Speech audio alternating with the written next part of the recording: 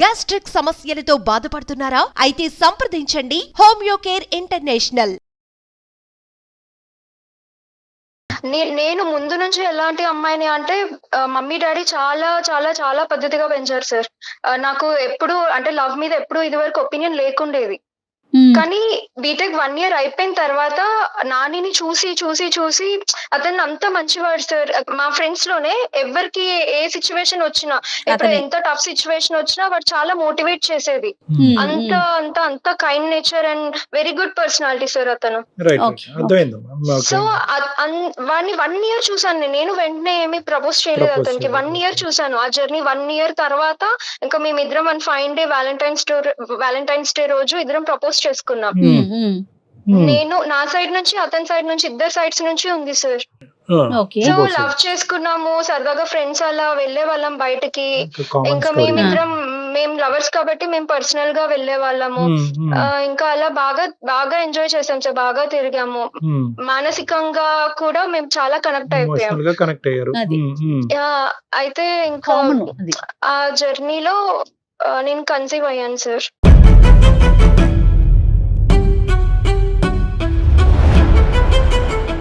So your ఇప్పుడు conceive అయ్యి ఉన్నావమ్మా, నువ్వు ప్రెగ్నెంటా? లేదు సార్, అప్పుడంటే ఫోర్త్ ఇయర్ లో ఉన్నప్పుడు సార్. అప్పుడేనా? ఓకే. అయితే అతని మనస్తత్వం ఎలా ఉంటుంది అంటే భయపడిపోయాం మేము. ఎలా ఏం చేయాలి ఇప్పుడు, ఏంటి ఇంకా చదువుకుంటున్నాము, సెటిల్ అవ్వలేదు మనము అన్న ఒక భయంలో ఇదిలో ఉండిపోయాను నేను. అయితే అతను ఓకే ఇట్స్ ఓకే, మనిద్దరం మ్యారేజ్ చేసుకుంటాం కదా బీటెక్ అయిపోయిన తర్వాత, ఇప్పుడు ఈ ప్రస్తుత సిచ్యువేషన్ లో ఇది కరెక్ట్ కాదు, సో అబార్ట్ చేసుకుందాము అని ఇద్దరం కలిసి డిసైడ్ అయ్యి, సో నేను ఒక గైనకాలజిస్ట్ దగ్గరికి వెళ్ళాను సార్. సో పిల్లిస్తే ఇంకా అబార్ట్ చేసుకున్నాను.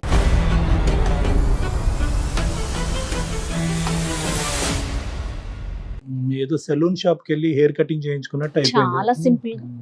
ఓకే అమ్మా, సరే అమ్మా, చెప్పమ్మా. నెక్స్ట్ ఏంటి సుప్రియ?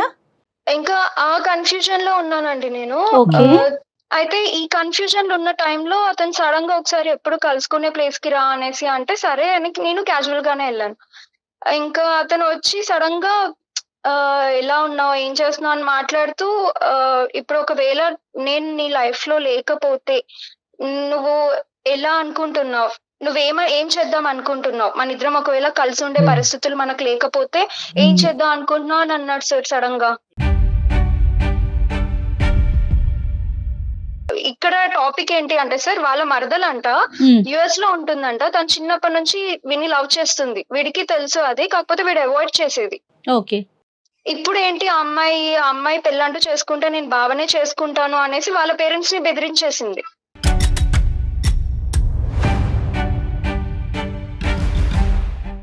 నేను పెళ్లి చేస్తారు అంటే చెప్పండి, యుఎస్ కి వచ్చి పెళ్లి చేసుకుంటాను, లేకపోతే ఇక్కడే ఉండి నేను సూసైడ్ చేసుకుంటాను, మీ ఇష్టం ఇంకా అనేసి తను మొత్తానికి అలా మాట్లాడేసింది. ఇతను ఏం చేస్తున్నాడమ్మా? ఇతను కూడా ఇప్పుడు సాఫ్ట్వేర్ జాబ్ చేస్తున్నాడు. ఇద్దరు ఐటీఏ. సో ఇదేంటమ్మా, ఈ ఇప్పుడు సూసైడ్ చేసుకుంటానని చెప్పి అతను మరదలు అంటూ అంతా కూడా ఇప్పుడు ఇదంతా లేటెస్ట్ స్టోరీయా? అవును సార్, ఇది లేటెస్ట్ స్టోరీ. అయితే ఫ్యూ మంత్స్ నుంచి జరుగుతుంది ఇది. ఇంకా అతను నన్ను కన్విన్స్ చేయడానికి ట్రై చేస్తున్నాడు. ఎందుకు అని అంటే ఆ అమ్మాయి అలా మాట్లాడేసరికి వీళ్ళ పేరెంట్స్ కూడా కన్విన్స్ అయ్యారు. ఎప్పుడో చిన్నప్పుడు వాళ్ళు మాట అనుకున్నారంట, బాబా మరదలే కదా, బాగుంటది, ఏజ్ కూడా కరెక్ట్ గా ఉంది, వీళ్ళిద్దరికి మ్యారేజ్ చేద్దామని చిన్నప్పుడు అనుకున్నారంట. ఇప్పుడు ఈ అమ్మాయి ఇలా మాట్లాడేసరికి సరే ఇంకా తినకే ఇచ్చి మ్యారేజ్ చేద్దాము, మన ఇంటి అమ్మాయి మన ఇంటికే వస్తుంది కదా అని వీళ్ళు అనేసారంట. ఇంకా ఇతనికి చెప్పారంట, నాన్న ఇట్లా నాన్న అనేసి చెప్తే ఇతను ఏం చెప్పలేదంట ఫస్ట్. కానీ వాళ్ళ మదర్ కి నాకు తెలిసి ఎప్పటి నుంచో డౌట్ ఉంటుంది సార్. అయితే తను ఇంకా వెంటనే ప్రామిస్ తీసుకుందంట, ఇలా వెంటనే చేయి తీసేసుకొని ప్రామిస్ వేసేసుకుందంట, నువ్వు కానీ ఇప్పుడు పెళ్లి చేసుకోకపోతే నేను చచ్చిపోతాను అని ఒట్టు తీసేసుకుందంట ఆమె.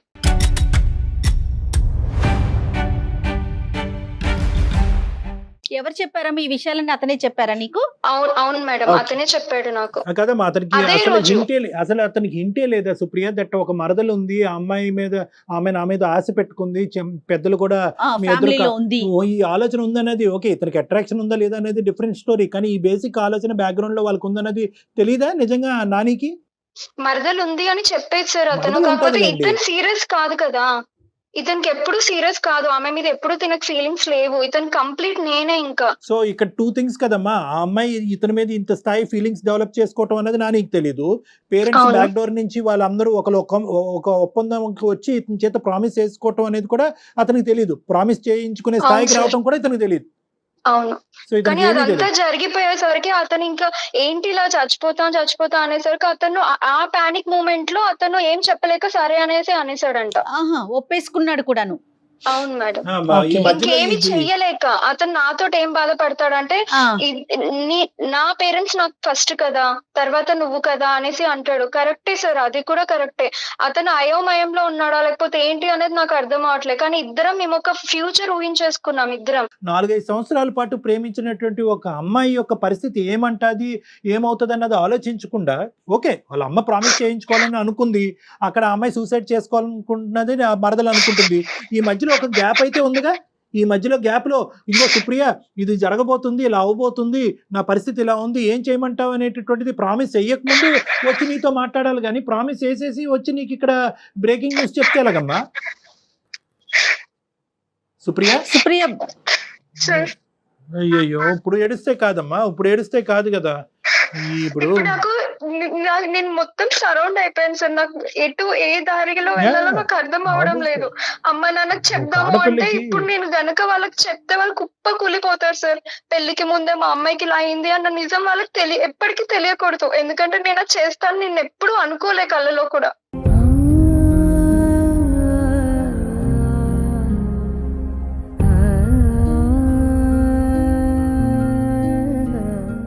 ఎందుకంటే ఒక ఆడపిల్లకి ఒక ఫిజికల్ బాండ్ ఏర్పడిన తర్వాత ఇమోషనల్ గా కనెక్టివిటీ అనేది 10 times పెరిగిపోతుందండి. She can't think about any other man in her life. Yes, exactly అండి. కాదమ్మా, ఇప్పుడు సుప్రియ, ఇప్పుడు అతను వర్జన్ నాకు అర్థం కావట్లేదు. ఏమంటాడు అతను? అంటే ఇంకా నీ మన ప్రేమ ఇంకా గుడ్ బై చెప్దాం అనుకుంటాడా, లేదంటే ఇది ఇలా ఫ్రెండ్షిప్ లాగా, లేదంటే ఇంకో షిప్ లాగా కంటిన్యూ చేద్దాం అంటాడా, ఫైనల్ గా మరదల్నే చేసుకుంటానంటాడా, ఏమంటాడు? మరదలకి మీరు నాకు అదే హెల్ప్ చేయాలి సార్. నాకు అతన్ని కన్విన్స్ చేయాలి అంతే. అతను ఒక భయంలో ఉన్నాడు, ఎవరో చనిపోతారు, వాళ్ళు చనిపోతారు అని. కానీ ఇక్కడ నేను ఆ టెన్షన్ లో నేనేదో ఒకటి అయిపోతాను నువ్వు కదా సార్. చచ్చిపోతే నువ్వు కాదమ్మా, మేము అదైతే కన్విన్స్ చేస్తాం. అది తాత్కాలికమే కదా, పర్మనెంట్ సొల్యూషన్ కాదు కదా. అవును. అది ఒక పాయింట్ నాన్న, మేడం చెప్పింది అదొక ఇంపార్టెంట్ పాయింట్. కన్విన్స్ చేయటం, బతిమాలటం, కాళ్ళ వేళ్ళ పట్టం అనేది. పెళ్లి కదా ఇది. ఎందుకంటే ఈ ప్రేమలో ఎంత బలం ఉంది, ఎందుకు ఇంతకాలం మీరు ప్రేమించుకుని కమిట్ అయ్యారు అనేటటువంటి అంశాలు మా అందరికంటే అతనికే బాగా తెలుసు. ఈ రోజు మేము కొత్తగా వచ్చి అతన్ని బతిమాలుకునేది ఏంటి, అది కాదు. అంతకంటే ముందు ఏంటంటే వాళ్ళు చనిపోతారు అనేటటువంటి బాధ ఉన్న వ్యక్తికి ఈరోజు అదే థ్రెట్ నువ్వు చేస్తే, నేను చచ్చిపోతానంటే అప్పుడు ఏం డెసిషన్ తీసుకుంటాడు? నువ్వు చచ్చిపోయినా పర్లేదు, మా అమ్మ చచ్చిపోకూడదు అంటాడా? సో అది ఇదేంటంటే కూడా అలా కూడా అడిగాను సార్. కానీ నేను ఎప్పుడు కూడా అతనికి ప్రెషర్ ఇవ్వాలనుకోలేదు. అతను కూడా మొత్తం నాతో నువ్వే అలాగే తీసుకుంటావమ్మా? behave చేసే అతను. అతనికి ఇవ్వ, మాకు మొత్తం ప్రెజర్ నువ్వే తీసుకుందు గాని.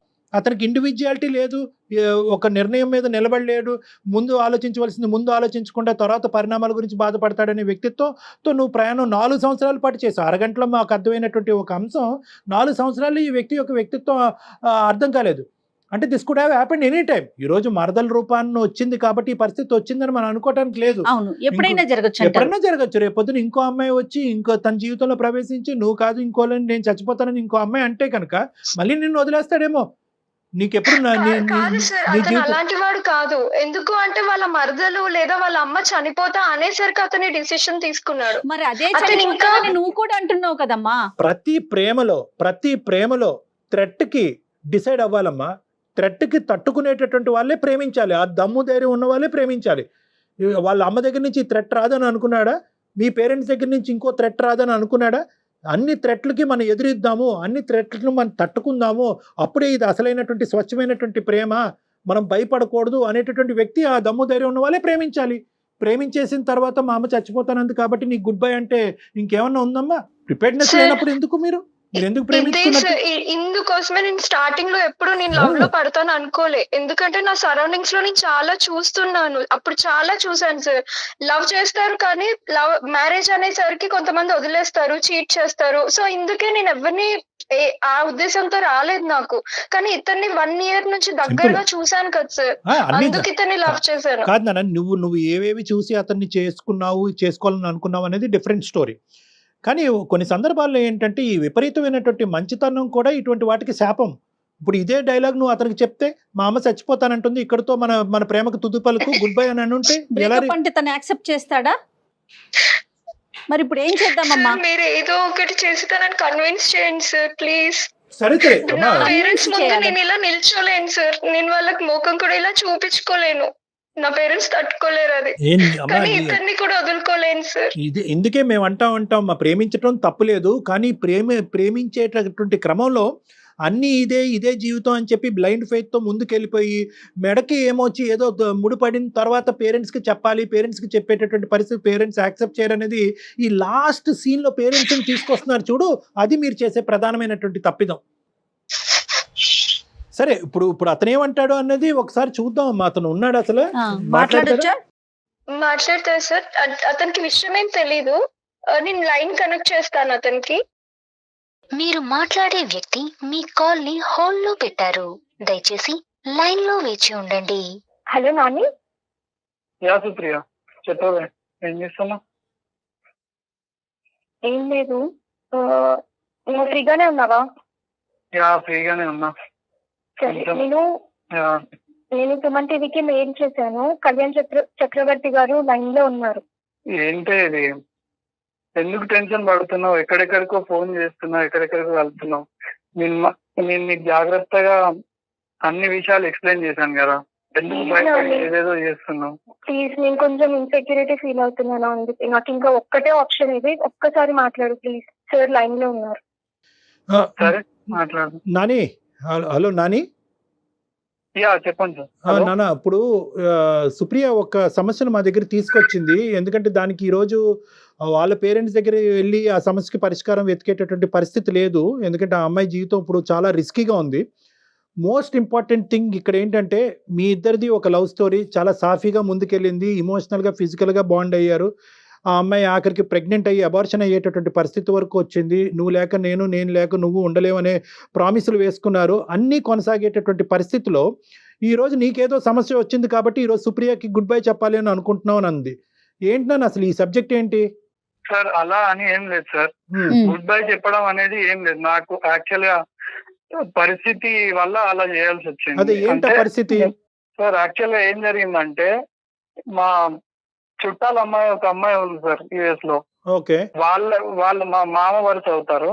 అమ్మాయి నీకు మరదలు అవుతుందా నాన్న? వరుస అవుతుందా? అవును, వరుస సొంత అవుతుంది. మేనమామ కూతురా నాని? యా, సొంత మేనమామ కూతురు. వాళ్ళు ఎలా అంటే ఇప్పుడు పేరెంట్స్ వచ్చేసి వాళ్ళకి చిన్నప్పటి నుంచి మాట్లాడడము అలా వెళ్ళడం, మాకు ఫ్యామిలీ గ్యాదరింగ్ జరిగేది. సో ఆ అమ్మాయి నాతో ఎమోషన్స్ పెట్టేసుకొని నాతో లవ్ లో ఉంది. సో నాకు చెప్పకపోవడం, నా పైన ఇంట్రెస్ట్ పెంచుకోవడం అలా జరిగిన తర్వాత ఒక డే వాళ్ళ పేరెంట్స్ అని చెప్పేసింది. చెప్తే వాళ్ళ పేరెంట్స్ మా పేరెంట్స్ తో మాట్లాడి మాట తీసుకున్నారు మేడం. వాళ్ళు వీళ్ళు మాట్లాడేసుకున్నారు పెద్దలు ఇద్దరు కూడా. అమ్మాయి ఇతను లవ్ చేస్తుందా? అతను ఇతను ఇష్టపడుతుంది చిన్నప్పటి నుంచి ఆ అమ్మాయి ఇష్టపడుతుంది, కానీ ఇతనికి తెలీదా?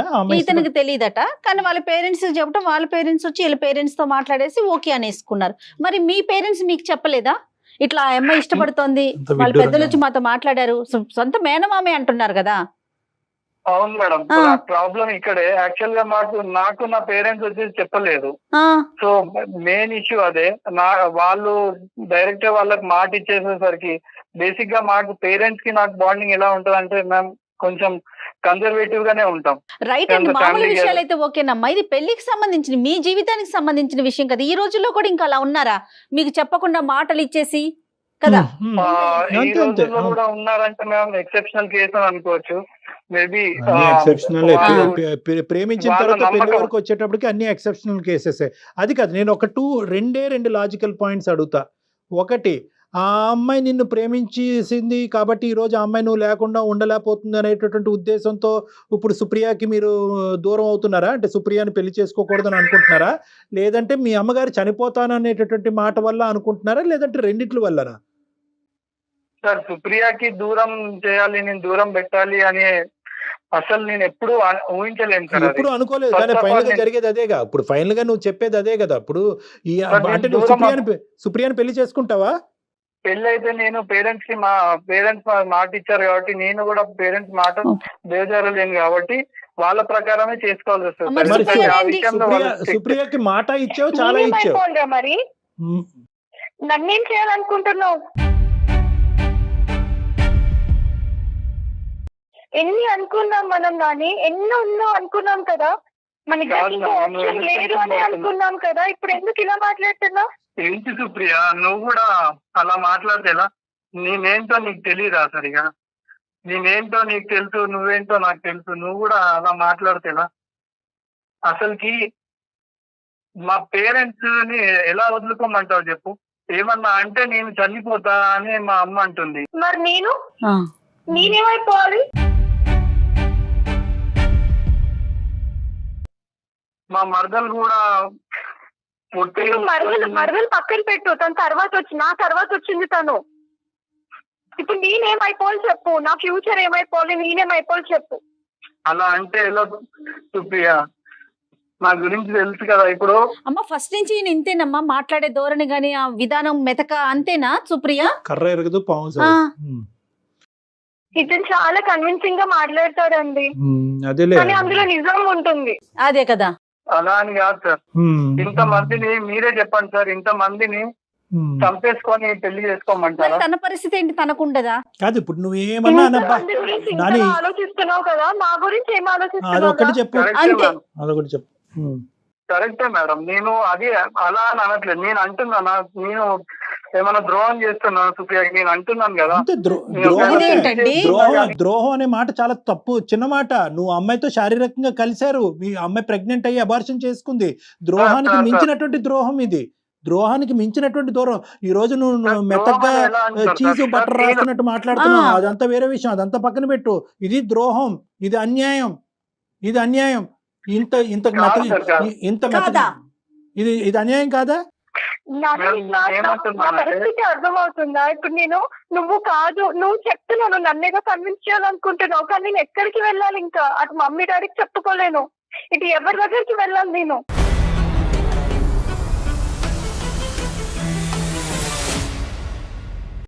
చూడు సుప్రియ, నువ్వు కన్విన్స్ చేయడానికి ట్రై చేస్తున్నావు, కానీ వాళ్ళని కన్విన్స్ చేయడానికి ఎందుకు ట్రై చేయట్లేవు? ఫస్ట్ నా మాట విను సుప్రియ, నువ్వు కొంచెం ఆ ఏడవడం ఆపేసి. నేను ఏమంటున్నానంటే, ఇప్పుడు నా పేరెంట్స్ ని వాళ్ళని వేరే వాళ్ళని అందరినీ పక్కన పెట్టేసి నీతో వస్తే ఎంత మంది బాధపడుతున్నారు, నువ్వు ఏంటో నాకు తెలుసు, నువ్వు నన్ను అర్థం చేసుకుంటావు కాబట్టి నా ఫీలింగ్స్ అని నీతో షేర్ చేసి ఆ కాన్ఫిడెన్స్ తోనే నీకు చెప్పి అదే ఇండైరెక్ట్ కన్విన్స్ చేయాలని చూస్తున్నాను. నేను మా అమ్మని కాపాడుకుంటాను, నువ్వు వేరే పెళ్లి చేసుకోండి. ఇక నేను కావాలంటున్నాడు, అటు వాళ్ళని వదులుకోలేను అంటున్నాడు. నిన్ను కావాలని అనుకోవట్లేదు. నేను అంటున్నాను, నువ్వు దయచేసి ఇంకా మబ్బులోంచి బయటకు రా, వర్షం పడింది. నేను ఇక్కడ ఒకే పాయింట్ నిన్ను అంటున్నాను, ఇంకా కావాలని అనుకుంటున్నాడు అనేటటువంటిది ఇక్కడ పాయింట్లెస్. అతను నిన్ను వద్దు అనుకుంటున్నాడు, ఇండైరెక్ట్ గా నీకు ఎగ్జిట్ చూపెడుతున్నాడు. నువ్వు ఇంకా వద్దనుకోవడానికి వెనకాల రీజన్ ఉంది సార్. సార్ ఇప్పుడు సుప్రియ రీజన్ నా ఉంది. లైఫ్ లోకి మధ్యలో వచ్చింది. నేను ఫస్ట్ నుంచి ఉన్న పేరెంట్స్ ని వదులుకోలేను కదా సార్, నా స్వభావం అది కాదు, నా పెంపకం కూడా అది కాదు. ఈ సిచ్యువేషన్ మధ్యలో క్రియేట్ అయింది సార్, మీరు ప్లీజ్ ఇది అర్థం చేసుకోండి. నేను అప్పటి నుంచి కొంచెం లోగానే మాట్లాడుతున్నా, ఎందుకంటే నేను వర్షన్ అర్థం చేసుకోవాలి, మీ వర్షన్ సుప్రియ వర్షన్ కూడా. మధ్యలో వచ్చాను కదా అని నేను మధ్యలో వెళ్ళిపోతాను అనుకుంటున్నావా? నన్ను ఎక్స్ప్లెయిన్ చేయండి సార్, వాళ్ళకి మేడం కి ఒకసారి ఎక్స్ప్లెయిన్ చేయండి నా వర్షన్ కూడా. చెప్పు సార్, ఈ సిచ్యువేషన్ అనేది మేము 3 years 4 years ఖచ్చితంగా మేము రిలేషన్ లో ఉన్నాం సార్. ఒకరినొకరు అనుకొని ఒకరినొకరు అర్థం చేసుకొని బాగా తిరిగి ప్రతి సిచ్యువేషన్ హ్యాండిల్ చేసుకున్నాం. కానీ ఇలాంటి సిచ్యువేషన్ ఏదైతుందో సడన్ గా వచ్చిన సిచ్యువేషన్, ఇట్లాంటి సిచ్యువేషన్ హ్యాండిల్ చేయడానికి కానీ సడన్ గా మీరు అడిగినందుకు ప్రతి క్వశ్చన్ ని నేను ఆన్సర్ చేయడానికి కానీ కొంచెం ఆలోచించాల్సి వస్తుంది. ఎందుకంటే నేను ఆల్రెడీ ప్రిపేర్డ్ లేను సార్. ఇది ఇవన్నీ పిచ్చి మాటలు కానీ నాని, ప్రిపరేషన్ అక్కర్లేదు, దీని ఇలాంటి వాటికి ప్రిపేర్ అయ్యి ఉండాలి. ఇవేమి సడన్ గా వచ్చింది అని అనుకో. ప్రేమలో ఇలాంటివి సడన్ గా వస్తూనే ఉంటాయి. ఇది సింపుల్ గా చెప్పాలంటే నీ చేతకాంతనం అని చెప్పాలి. చేత కాకపోతే కనుక ఆడపిల్లల జీవితాలని నాశనం చేయొద్దు, ఆడపిల్లలైనా అబ్బాయిలైనా కూడా. చివరి నిమిషం వరకు తీసుకెళ్లి ఇప్పుడు సడన్ గా మాట్లాడకండి సార్, ఆమె భయపడుతుంది.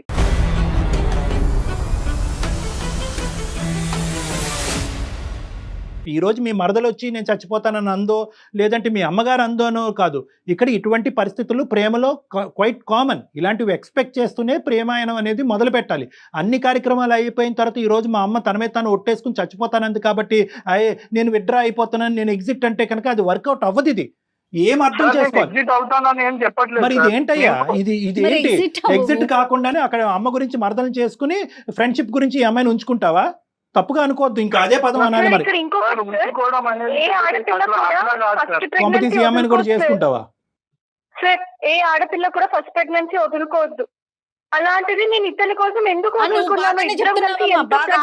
చదువుకున్న పిల్లవైంది, మరి అక్కడ దాకా ఎందుకు వెళ్ళావు? ఈ రోజు ఇది నీకు ఫస్ట్ హర్డిల్ మాత్రమే. నువ్వు ఒకప్పుడు ఇతన్ని కన్విన్స్ చేసి ముందుకెళ్ళేటటువంటి ప్రయత్నం చేస్తే కనుక ఈ వ్యక్తితో ఇలాంటి హర్డిల్స్ నీకు చాలా వస్తాయి. అందరినీ సేవ్ చేయాలనుకుంటాడు, అందరినీ బాగుపరచాలనుకుంటాడు, ఎవరు చచ్చిపోకూడదు అనుకుంటాడు, అందరూ బాగుండాలి అంటాడు.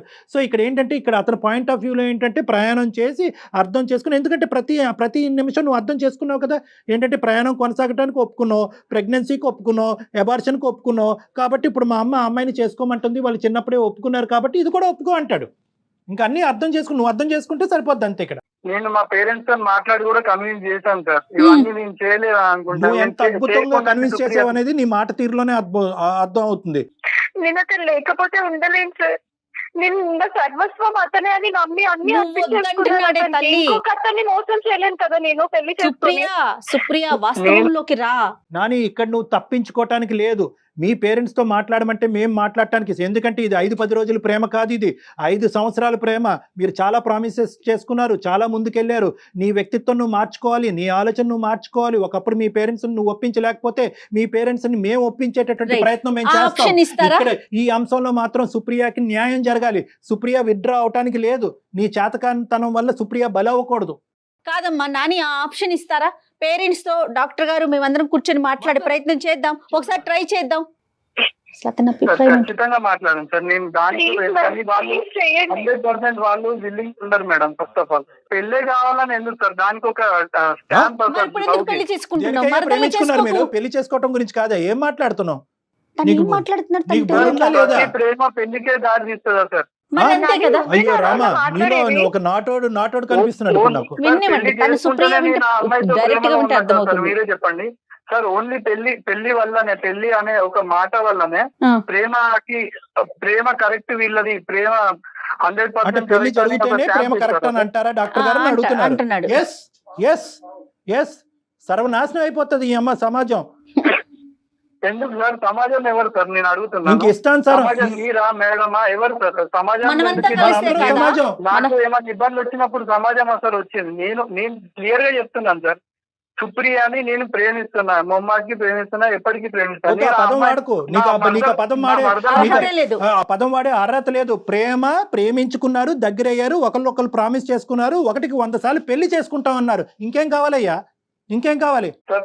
చాలా లవ్ చేసుకున్నాం కదా, నన్ను దిక్కులేని పరిస్థితిలో నన్ను వదిలేకున్నాను ప్లీజ్. వదలడమ్మా, ఎవరి గురించి వదులుతాడో చూద్దాం. ఎవరు వదులుతున్నారు సుప్రియ? నేను అంటున్నా వదులుతున్నానని. నువ్వు అంత పెద్ద మాటలు ఎందుకు మాట్లాడుతున్నావు? పెద్ద మాట్లాడే చేస్తున్నావు ఇక్కడ. ఆ అమ్మాయి పరిస్థితి ఏంటి చెప్పకుండా నిన్ను వదలను అంటే కనుక అక్కడ చేసుకుంటానంటున్నావు, ఇక్కడ ఈ అమ్మాయిని ఏం చేస్తావు? నీకేంటంటే గాల్లోకి ఎగిరి తన్నే ఆ అమ్మాయి దొరుకుంటే సరిపోయి ఉండేది. మీ పేరెంట్స్ తో అటువైపు నీ మరదలతో నేను జయ గారు మాట్లాడటానికి రెడీగా ఉన్నాం. నువ్వు రెడీయా? ఖచ్చితంగా మాట్లాడాను సార్. మీరు హెల్ప్ చేస్తా అంటే నేను ఎందుకు కాదంటాను సార్. సుప్రియ సుప్రియ నువ్వు కూడా వెయిట్ చేయి, ఒకసారి మనం వాళ్ళ పేరెంట్స్ తో మాట్లాడే ప్రయత్నం చేద్దాము. అలానే తను కూడా డైరెక్ట్ గా ఒకసారి డాక్టర్ గారితో కూర్చుంటే కొన్ని కౌన్సిలింగ్స్ కొన్ని తీసుకోవాల్సిన అవసరం అయితే చాలా స్పష్టంగా కనిపిస్తా ఉంది. ఒకసారి మనం మాట్లాడినాక తర్వాత ఏం చేయాలనేది ఆలోచిద్దాం. అప్పటి వరకు నువ్వు డిప్రెషన్ లోకి వెళ్ళిపోమాకమ్మా, నువ్వు డిప్రెస్ అవ్వకు. భయమేస్తుంది మ్యామ్, ఎక్కడెక్కడ మమ్మీ డాడీకి విషయం తెలుస్తుందో చెప్పాల్సి వస్తుందేమో అని భయమేస్తుంది. చెప్పాల్సిందేనమ్మా. ఈవెన్చువల్ గా మీ పెద్దవాళ్ళని ముసుగులో పెట్టకు. ఇప్పటికే నువ్వు ముసుగులో పెట్టి నువ్వే అన్యాయం అయిపోతున్నావు. ఈ రోజు ఈ వేదికలో తల్లిదండ్రులాగా మేము ముందుకు వచ్చి నీకు హెల్ప్ చేసాం. ఒకప్పుడు మేము లేకపోతే కనుక ఈవెన్చువల్లీ వాళ్ళు చెప్పాలిగా, నువ్వు చెప్పాలి కదా మీ పేరెంట్స్ కి. ఇప్పటికీ నువ్వు చెప్పొద్దని కోరుకోవద్దమ్మా సుప్రియ, చెప్పాలి. ఈ మొత్తం అంశంలో పేరెంట్స్ ని కూడా ఇన్వాల్వ్ చేస్తాం, వాళ్ళ పేరెంట్స్ ని ఇన్వాల్వ్ చేస్తాం, నీ పేరెంట్స్ ని కూడా ఇన్వాల్వ్ చేస్తాం. నెంబర్ 1. నెంబర్ 2 ఏంటంటే 2 దారులు ఓపెన్ చేసి ఉంచు. ఇప్పటికీ కూడా మేమేమి నీకు కన్ఫర్మేషన్ ఇవ్వట్లేదు. You have to open both the doors. వాళ్ళ పేరెంట్స్ ఒప్పుకోకపోవచ్చు, వాళ్ళు ఇతనికంటే మొండిగా వాదించవచ్చు, ఏమన్నా జరగచ్చు. అటువంటి దిక్కుతోచినటువంటి వాతావరణంలో వెళ్ళేదానికంటే నీ జీవితం ఇంకో విధంగా చూసుకోవటం బెటర్. సో మా వంతు ప్రయత్నం అయితే మేము చేస్తాము, but entrance exit 2 doors open చేసే ఉంచు. అన్నిటికీ రెడీగా ఉండు సుప్రియ. అలా ప్రిపేర్ అవ్వలేదు సార్, అవ్వాలి. అవ్వాలి. ఏదన్నా మన మంచికే జరుగుతుందని అనుకుని ప్రిపేర్ అవ్వాలమ్మా. ఓకేనమ్మా? దీనికి ఓకే అంటే కనుక దాని ప్రకారం మనం ప్లాన్ చేద్దాం నెంబర్స్ తీసుకుని. ఓకేనా? Okay sir. Okay okay Nani ఓకేనండి మీకు? Okay madam. ఎలాగైనా కన్విన్స్ చేయండి సార్ వాళ్ళ పేరెంట్స్ ని. ఫస్ట్ ఆఫ్ ఆల్ వాళ్ళ పేరెంట్స్ తో మాట్లాడతాం, మీ వాళ్ళకి అన్ని parents. చేస్తాం, మీ పేరెంట్స్ ని కూడా ఇందులో ఇన్వాల్వ్ చేస్తాం. దయచేసి అది నువ్వు వద్దు అనొద్దు. అక్కడ అమెరికాలో ఉన్న ఆ మహాతల్లికి కూడా మాట్లాడతాం. ఓకేనా Nani? Okay sir. Okay okay right. Okay, all the best. అప్పటి వరకు పేషెంట్ గా ఉండండి, గొడవ పడకండి. Okay sir. ఓకేనమ్మా, బాయ్. నమస్తే. ఈ అమ్మాయి ఇప్పటికీ కూడా మా పేరెంట్స్ కి చెప్పొద్దు అంటుంది. అతనేమో ఓకే నేను నన్ను కాదనుకున్నానా, నువ్వే కావాలి, ఇంక ఇదే నాకు తెలుసు. అసలు ఇది ఎంతవరకు నిజమో ఏంటో కూడా మీరు ఒకసారి పేరెంట్స్ తో మాట్లాడితే కానీ అసలు విషయం బయటకు రాదేమో. నెంబర్స్ తీసుకోండి ఆఫ్లైన్. ఎస్ఎస్ కళ్యాణ్ గారు రైట్ అండి. నమస్తే. సుమన్ టీవీలో మీ పర్సనల్ అండ్ బిజినెస్ ప్రమోషన్స్ కోసం కింది నెంబర్ కి కాంటాక్ట్ చేయండి.